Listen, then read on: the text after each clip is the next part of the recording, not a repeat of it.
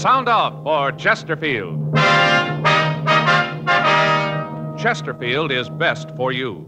First cigarette with premium quality in both regular and king size. Chesterfield brings you Dragnet.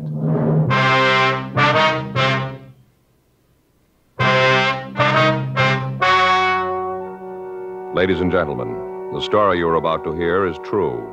The names have been changed to protect the innocent.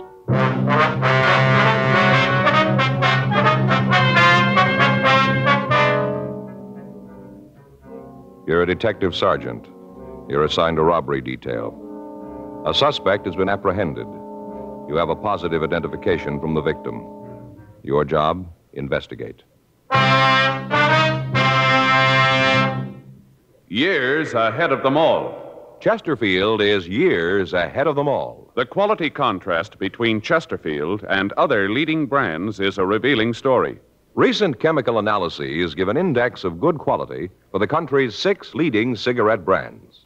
The index of good quality table, which is a ratio of high sugar to low nicotine, shows Chesterfield quality highest. Chesterfield quality highest. 15% higher than its nearest competitor. Chesterfield quality highest. 31% higher than the average of the 5 other leading brands. Yes, Chesterfield is first with premium quality in both regular and king size. Don't you want to try a cigarette with a record like this? Chesterfield.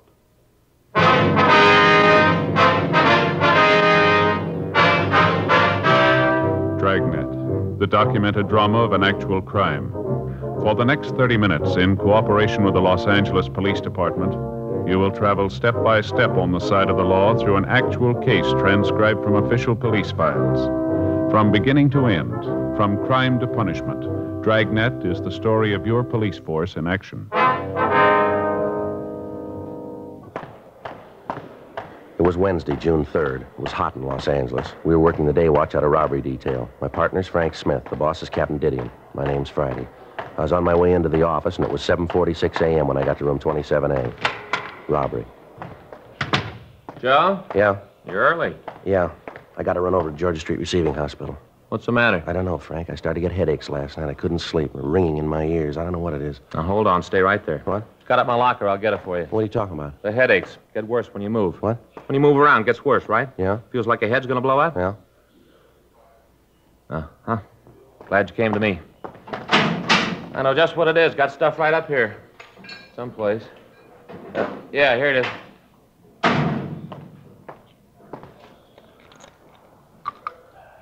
There you are, Joe. Take 2. Fix you right up. What is it? Salt. Salt? Salt. That's your trouble. You don't get enough salt. Same thing happened to me last summer. Ever since then, I always keep a bottle of salt tablets right in my locker. Always ready. Take 2. Fix you right up. Well, I don't know. You got a penny? What for, a cup? Now, wait a minute, Joe. We're not going to drink that water anymore. No? Just a minute.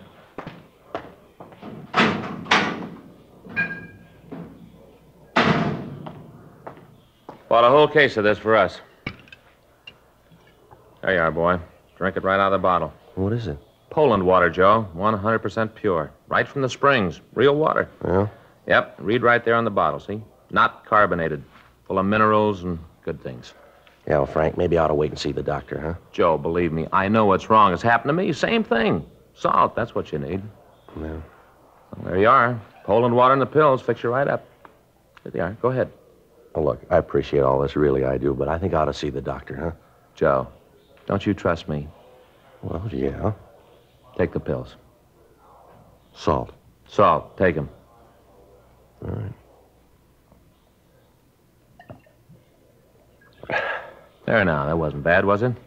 If the headaches don't go away, we can drop by Georgia Street and see the doc. Oh, you want to give me the bottle? I'll put the cap back on. Keep it fresh for all us. right. Anything in the box? Yeah, an arrest report. We're supposed to check the guy out. Anything on it? Held up a grocery store at the corner of 7th and Francis a week ago yesterday. When'd they pick him up? Last night. Victim saw him on the street and called a radio car, took him into custody, and then booked him. Well, let's go talk to him. I'll see what he's got to say. After we get through, we can drop by the hospital if he's still got the headaches. This shouldn't take too long. Well? Sure, guy's already confessed. We ran the name of the suspect, Thomas Stanford, through R&I, but we found no previous criminal record for anyone of his description. 8:10 a.m., we drove over to the main jail. We went up to the second floor and signed in.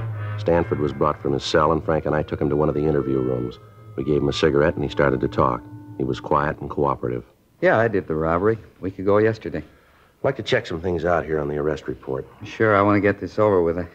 I did it like I told you. Nothing special. Just held up the store. Mm-hmm. Your full name is Thomas Arthur Stanford, is that right? Yeah, Thomas Arthur. My friends call me Tom. Uh-huh. Your home address is 1824 1/4 South Mariposa Avenue. Yeah, I live with my father, 1824 1/4 South Mariposa Avenue, LA 7. What's your father's name? Arthur, same as my middle name. I was named after him. You employed? Not regular. What do you mean? Well, I don't have a regular job like in a factory or a store. I'm a gardener. I work for different people. You give us a list of the people you work for? Sure, if you gotta have 'em. It's just routine. Oh, yeah, I'll give them to you. You want to tell us how you committed the robbery? Yeah, I'll tell you. Isn't much to tell, though. It's pretty simple. I went in and held the place up, took the money. That's about all there is to it. Were you armed when you went into that grocery store? Yeah, I had a gun. What kind of a gun? .32 automatic. Had 8 bullets in it. Where's the gun now? Threw it away. Where? In one of the ponds up in Ferndale. You mean up in Griffith Park? Yeah, just a little up the canyon there. You want to show us where it is? Sure. All right. If you start right at the beginning, tell us all about the robbery, what you did. Well, why do you have to know all that? I told you I did it. There's nothing more you have to know. We got to have it for the record. It's just routine, like I told you. You guys do a lot of things. It's routine, don't you? Yeah, we do, quite a bit. Was there anybody in the store when you went in? Just the woman that owned the place. I guess she owned it. The way she carried on, you'd have thought it was her own money I was taking. Well, I took out the gun, and I told her it was a stick-up. I said for her not to cause any trouble. What'd she say to that? Well, that's when she got hacked at me, started to yell. And what'd you do?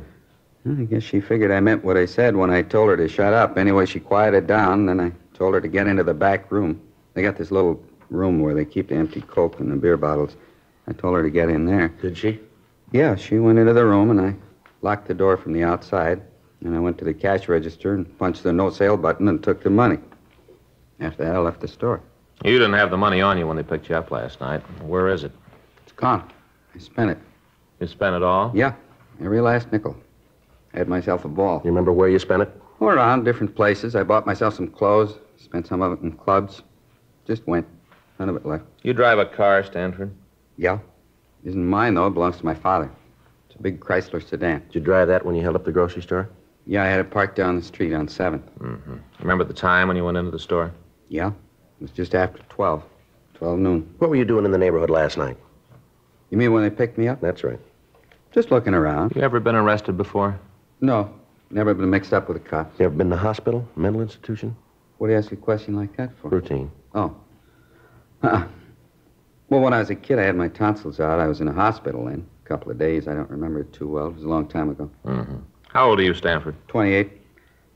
All these questions you're asking me. I told the 2 cops that picked me up the same things. Why you got to ask them again? Can't you just send me to the penitentiary and get it over with? Got to double-check the story, Stanford. I suppose so. Just seems that you're going to a lot of trouble you don't have to. I told you I did it. I'm not giving you any trouble. I confess. No. My father know about this yet? Yeah, he was called. He's going to be pretty sore about it. All right. Sure, he doesn't know I used his car.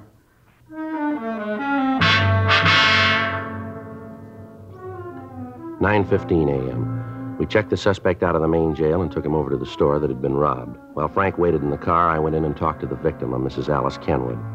I told her that we'd bring the suspect into the store and ask him several questions about the robbery. During that time, I told her that we wanted her to observe the suspect so that she could give us a positive identification. I told her that it would be better if she didn't talk to him and that if she had any questions, she could ask them through us. She agreed and said that she would do anything she could to help us in the investigation. I went out to the car, and Frank and I brought the suspect into the store. Come on back here, Stanford. What are you bringing me here for? What are you trying to prove? I'd like to have you explain a few things for us. Well, I told you all I could. I told you I committed the robbery. Isn't that enough? Just a couple of things we'd like to have you clear up for us. Well, what things? I told you how I did it. Well, she'll tell you. That's the woman I held up. She'll tell you it was me. She should know. She's the one who turned me in. How about it, Miss Kenwood? He's the one, all right. I'd know him any place. There, isn't that enough? What more do you want? I'd like to have you show us just how you came into the store, what you did while you were in here. You mean the whole thing? Yeah, from the time he came in through the door. All right. Take these handcuffs off, and I'll show you. You can show us with them on. It's got to be that way. It's going to make it tougher. Go ahead. Yeah. Well, I came in the door. I came in, and she was standing behind that counter. You mean Miss Kenwood? Yeah, her. She was standing behind the counter. I walked over to her. And I showed her the gun. Told her it was a stick-up. Told her I wanted the money. That's right. He pointed the gun at me. I thought he was going to shoot. All right, go ahead, Stanford. Well, she started to yell, told me to get out of the store. Certainly I yelled at him. You think I want anybody coming in here and waving a gun around? Oh, if my husband was here, he'd show you good. See what I mean? I never saw a woman that could yell so much. Go ahead, Stanford. What'd you do then? Well, I told her if she didn't keep quiet, I'd have to shoot her, and then I told her to get in the room Now, and back. just hold on a minute. He's not only a thief, but he's a liar, too. Ma'am? That's not what he did at all. What do you mean, Mrs. Kenwood? He didn't tell me to get into the back room. There ain't any back room. How about that, Stanford? You're going to listen to her? I'm the one that robbed the place. She didn't. I guess I know what I did. All right, let's take a look back here. Come on. What's behind this curtain here, Miss Kenwood? Just a little space where I keep my empty bottles. Goes right out onto the alley. There, see, that's where I put her. That's where I told her to stay. Mm-hmm. And you said you locked the door. There's no door there. I got confused. It doesn't make any difference. I told her to get back there and stay there until I was out of the store. That's a lie. You did no such thing. You told me to get down on the floor and cover my face. Then you went over to the cash register and you took the money. I didn't move. Didn't want to give you any trouble the way you were waving that gun around. It's a wonder you didn't try to kill me. The way you're yakking that up, I should have done it. All right, that's enough. Frank? Yeah. You want to take Stanford out to the car? I'll be right with you. Yeah, okay. Come on, Stanford, let's go. I know what you got to go through all this for. I told you I did, and I never saw anything like it before. You can't even confess around here. Nobody believes you. Miss Kenwood? Yes, officer. Are you sure that's the man that held you up here? I said it before. I'm positive. There isn't any doubt in my mind. Uh-huh. Now, you heard what he said, how he said he robbed you. Is that the way it happened? Well, everything was the same except where he said that he put me in back there. That wasn't true. He made me lie down on the floor right there. Told me to stay still for 5 minutes, not to move. Said that if I caused any trouble, he'd come back and shoot me. Mm-hmm. I think he's crazy. Anybody who'd wave a gun around like that. It's terrible. I wish my husband was here. He'd show that snip. He's in the Army, you know, my husband. Yes, ma'am. Awful thing. Him overseas getting shot at and young punks like that roaming around the streets with guns, threatening people. It's a terrible thing. Now, this is pretty important, ma'am. I want to ask you once more. You're sure that's the man who held you up? How many times do I have to say it? I told you that it is. He admits it himself. What more do you need? Well, I don't know, ma'am. There's just something here that isn't right about the whole thing. Doesn't make any difference. He's the man. There's no mistake about that. Oh, you just let me know when you want me in court. I'll be there. I want to see him get what's coming to him, every bit of it. Yes, ma'am. So do we, if he's the right man.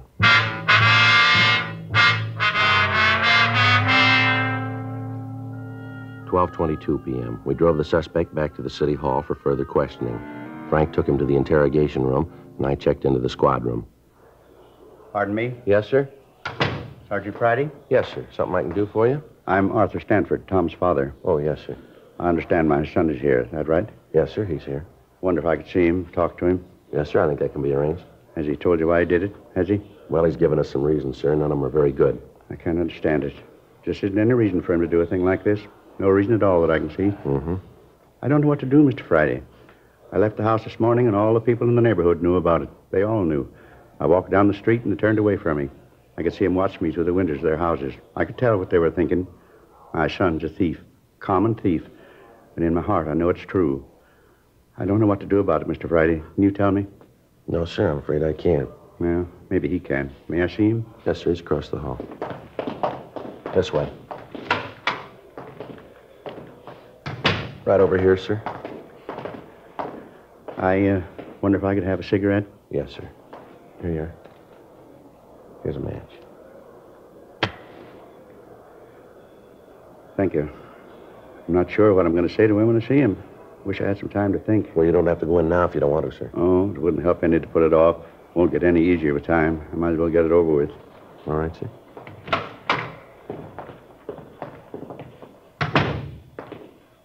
Hi, Pop. Why'd you do it, son?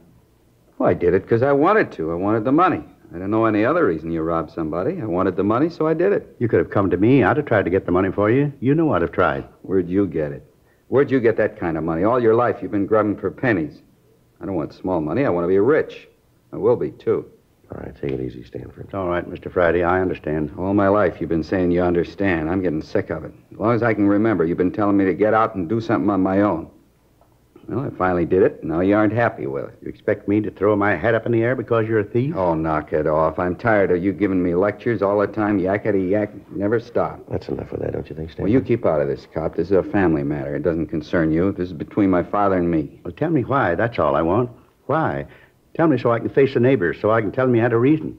Tell him your son's a bum. Well, they know that already, but that's not a reason to steal. It's good enough for me. They're not going to listen to you anyway. They already made up their minds about me. They did that a long time ago. Come on, Stanford. Let's go back to jail. Sure. Anything else here to do? He never understood. He never did. Let's go. Yeah, one thing I'd like to ask first. What's that? You're going to jail for a long time. I have to live while you're gone. It's your worry. And it always has been. I want to know what you did with the gardening tools. I'll have to have them to get along. I don't know. I left them someplace. You remember where? Think. I need those tools. I'm not sure. Maybe at Mrs. Howard's. Maybe that's where I left. Over on 12th? Yeah, I did her place last Wednesday. I guess I forgot to pick the stuff up when I left. It must still be there. And I'll go over and get them. Wait a minute. What do you want? You said you did some gardening for this Mrs. Howard last Wednesday. That'd be a week ago yesterday, is that right? That's what I said. You remember what time you were there?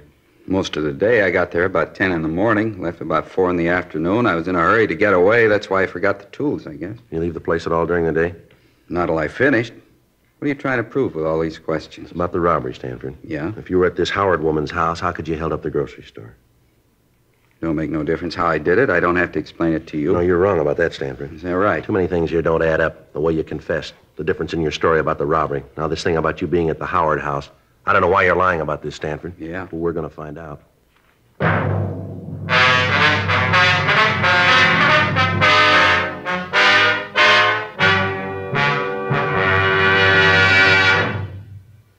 You are listening to Dragnet, the authentic story of your police force in action. Chesterfield is best for you.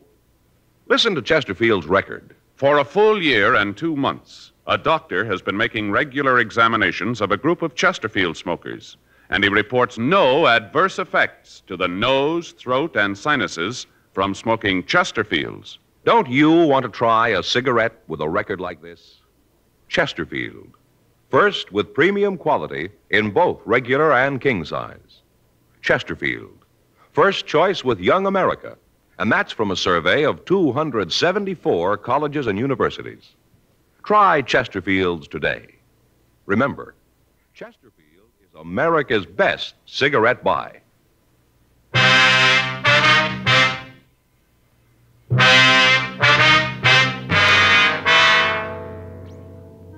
We continued to talk to the suspect, Thomas Stanford, for another hour. He refused to say anything about the conflicting aspects of his story. His father pleaded with him to tell us the truth, but other than admitting he was responsible for the grocery store robbery, he'd say nothing. We got the address of the house where Stanford had said he'd left the gardening tools. 3:15 p.m. After taking the suspect back to the main jail, Frank and I drove out to talk to the Howard woman. Place sure looks nice. Well kept. Yeah. Look at those carnations, Joe. Ever seen anything so pretty? Yeah, they're very nice. You know, Fay tries them all the time. Never seems to have any luck with them, though. Plants come up all right, but the flowers just don't seem to get very big. Mm-hmm. About size of $1 little bitty things. Yeah. Sure smell good, though. I get the bill.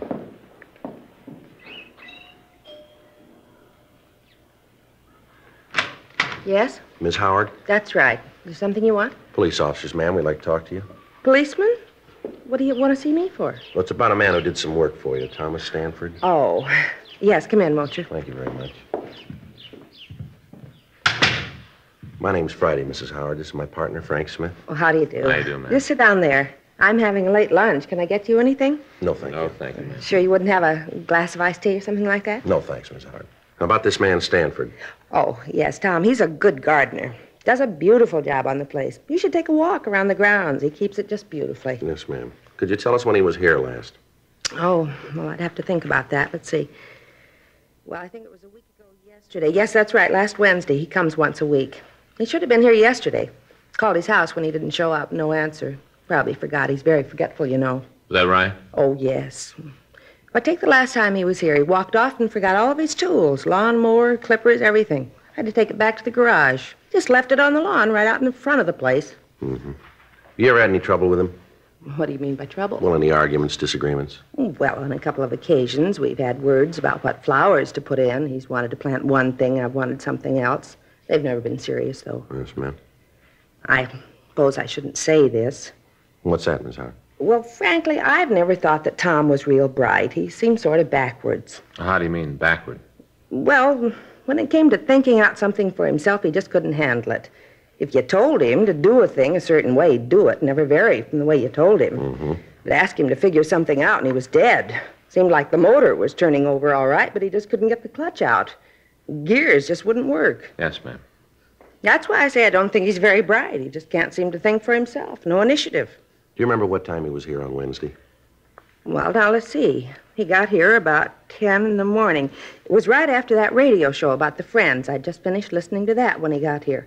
That goes off the air at 10. Have you ever heard it? No, ma'am. Oh, you should listen sometime. These people tell why they need a friend to help them out of trouble. Well, I listen to it every morning. It makes me feel pretty lucky, those poor people.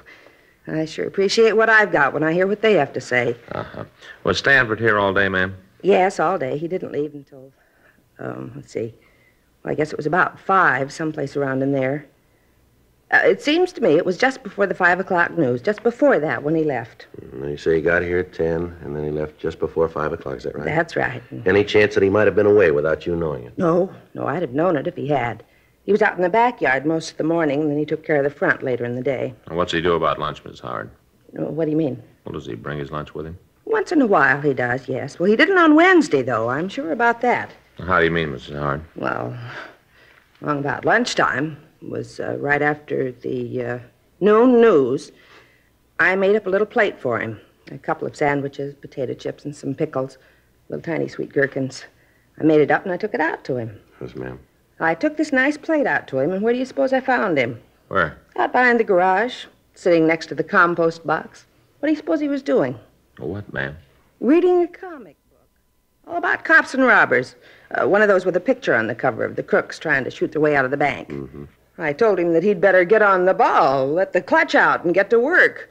I told him that I wanted the yard finished up by 5 and that I didn't want any funny business about it. What'd he say to that? Well, he just looked at me for a long time, and then he said, "Okay, Warden." Just like that. "Okay, Warden." But he got to work right away, and he finished up on time.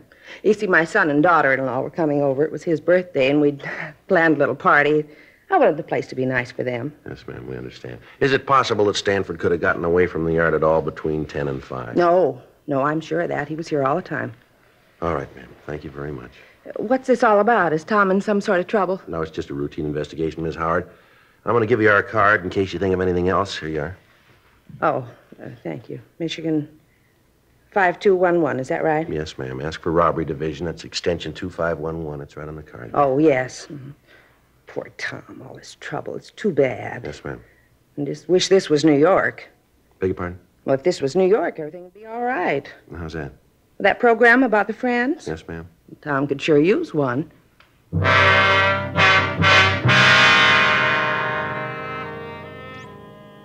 We left Mrs. Howard's home and talked to some of the people in the neighborhood. They told us that the Howards were respected people in the community, and some of them verified the fact that Stanford had worked for almost 2 years. The man who lived directly across the street from the Howard house said that he'd talked with Stanford on the afternoon of the robbery. He said that he'd asked the suspect about the seeds that he used to raise the carnations that were planted along the front of the house. He went on to say that he'd been working in the front yard of his own house all afternoon and that he'd seen the suspect throughout that time. We drove back to the grocery store and talked with the victim, Mrs. Kenwood. Under questioning, she admitted that she could have made a mistake about the identification, but she said that if she was wrong, the thief could act as a double for Tom Stanford. 10:30 p.m., we drove back to the main jail and picked up the suspect. We took him back to the city hall and talked to him in the interrogation room. He was sullen and refused to answer our questions. Stanford? Yeah? I'd like to have you tell us the truth this time. I told you it isn't my fault. If you don't believe me, it isn't my fault. Now, look, Stanford, we talked with this Mrs. Howard. She told us that you were working for her all day a week ago Wednesday. So what's that prove? Well, you admit it's true then, huh? Sure, it's true. I was working for Then her. how could you have gotten to the grocery store and held it up? Stanford? I did it. I haven't got anything more to say. I did the robbery. Smith, you get tonight's papers? Yeah, I picked them up earlier. Anything in them about me? I didn't see anything. There must have been something. Some story about me with my name. Well, if there was, I didn't see it. Well, maybe it didn't look good. Maybe. There's got to be something, a picture or something. No. Well, let me look. Where'd you leave the papers, Frank? Squad room. Would you get them and let me look? Sure.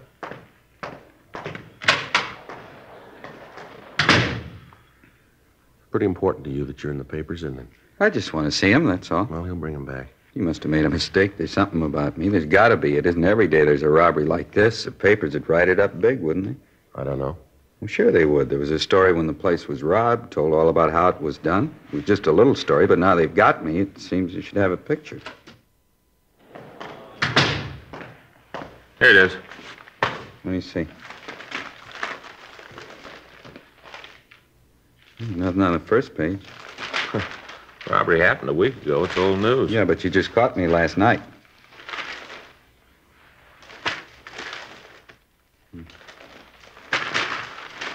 Nothing. Not one lousy word, nothing at all. That makes a difference, doesn't it? Sure it does, sure.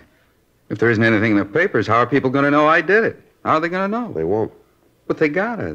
Don't you see that? If they don't know that I did the robbery, there ain't no reason for it. No reason at all. What do you mean, Stanford? Well, there won't be no pictures, no nothing. People still think I'm nobody. No one's going to know that I did do something. No one will know. Well, the way it looks to us, you didn't do it. There should be a story about it, about how I confessed. Maybe not a picture, but at least a story, something. You didn't do it, did you? Stanford? Come on. You didn't hold up that store, did you? No. No, I didn't. I thought I could get away with it. I thought that if I confessed, you'd put me in jail and people would look at me different. And they wouldn't laugh at me anymore because I'd done something. Mm-hmm. Poor dumb Tom. That's what they say, poor dumb Tom. Just once I wanted to show him that I could do something. You ready to go? Back to the jail? That's right. You think we could stop on the way over? I'd like to pick up something. Yeah, what's that? Other papers. Might be something in them.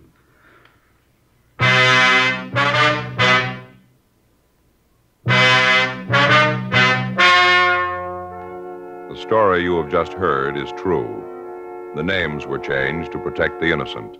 On June 4th, a meeting was held in the district attorney's office, city and county of Los Angeles, state of California. In a moment, the results of that meeting. Now, here is our star, Jack Webb. Thank you, George Fenneman. I'd like to talk to you people who don't smoke Chesterfields. I'm convinced that if you try just one carton, you'll find they're best for you. They're milder, they have a wonderful taste, and most important, they have premium quality in both sizes, regular or king size. So pick up that carton, will you? Chesterfields. Try them.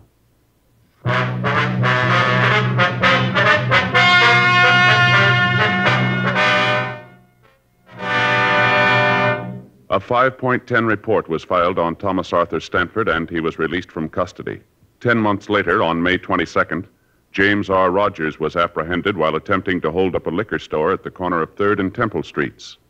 While being interrogated, he confessed to committing the robbery that Stanford had been accused of. The physical appearance of the two men was almost identical. Rogers was tried and convicted of robbery in the first degree and received sentence as prescribed by law.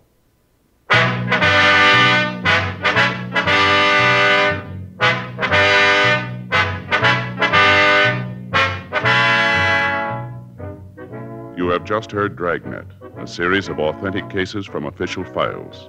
Technical advice comes from the Office of Chief of Police W.H. Parker, Los Angeles Police Department. Technical advisors, Captain Jack Donahoe, Sergeant Marty Wynn, Sergeant Vance Brasher. Heard tonight were Ben Alexander, Virginia Gregg, Vic Perrin. Script by John Robinson. Music by Walter Schumann. Hal Gibney speaking.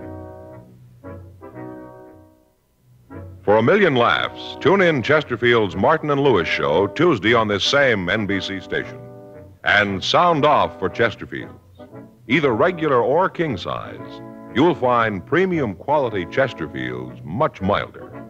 Chesterfield is best for you.